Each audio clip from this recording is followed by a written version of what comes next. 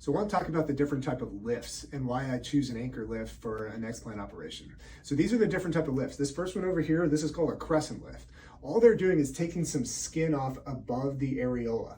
And the idea was you get a very small amount of a lift to that areola.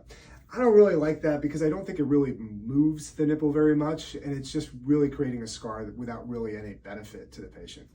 The second one is a donut lift. It's called a Periareolar type of lift, and what that does is it just goes around the areola. So they're trying to decrease the size of the areola as well as take some skin away. These are good for patients that don't need to move the nipple up too much higher.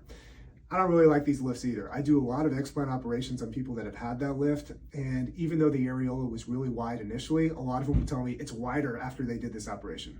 Well, what happens is to try to get rid of the skin around here, they've run a stitch around there to try to shrink that tissue down.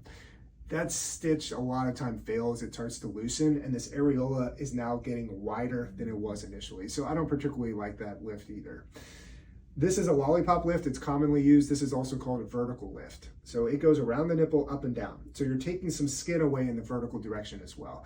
It works well for a lot of patients. A lot of patients will get benefits from it. It can make this distance between the nipple and the fold longer because you're not actually setting the fold position. So it can make this look a little longer over time, a little more bottomed out. But it's a pretty common lift. A lot of people will use them.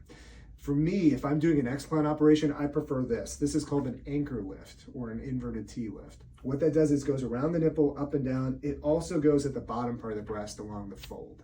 That allows me to tighten up the bottom part of the breast. And I think that's where a lot of explant patients benefit because the breast has been stretched in two directions. You know, it's stretched forward and it's stretched side to side. So it needs to be tightened in two directions, in my personal opinion. And most of the skin I need to remove, in my opinion, is on the bottom part of the breast. So that's why most of my explant patients, they're going to benefit most if we're doing a lift or a breast mastopexy from this anchor shaped lift.